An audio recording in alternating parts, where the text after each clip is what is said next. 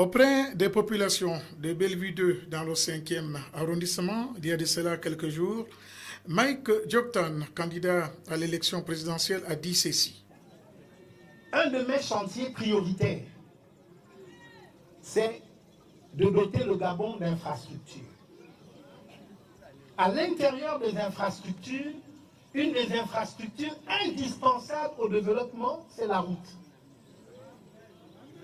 Pour que tout le Gabon soit relié par la route, il faut construire 10 000 km de route.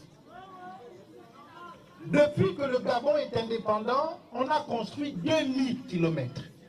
Ça veut dire 18 km de route par an. Seulement. Si ces gens-là restent au pouvoir, dans 1000 ans, le Gabon n'aura toujours pas de route. C'est ça la vérité. Maintenant, pourquoi est-ce qu'au Gabon, nous n'avons pas la route? Au Cameroun, à côté, 1 kilomètre de route, 205 millions de francs CFA. Au Gabon, PK5, PK12. Dites PK5, PK12. Imaginez la chute. 7 km de route. D'abord, pour construire ces 7 km, il leur a fallu 7 ans. 1 km par an. À ce rythme-là, il faudra attendre 10 000 ans pour que le Gabon puisse avoir les routes.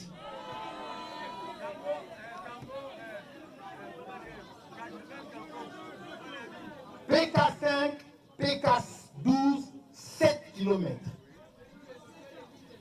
Coût de ces 7 km, 70 milliards de francs CFA. 1 kilomètre, 10 milliards de francs CFA. C'est ça qu'on appelle la chaîne de corruption. C'est à cause de cela qu'au Gabon, il n'y a pas la route. Si au Gabon, il n'y a pas la route, ce n'est pas parce que nous sommes situés sur l'équateur. Si au Gabon, il n'y a pas la route, ce n'est pas parce que nous ne maîtrisons pas les technologies pour construire les routes.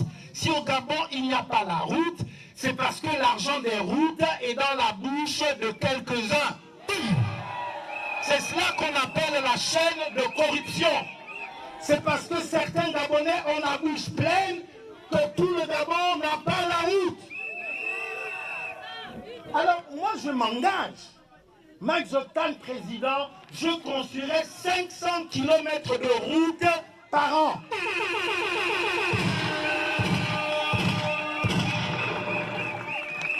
Je vous parle encore de la chaîne de corruption.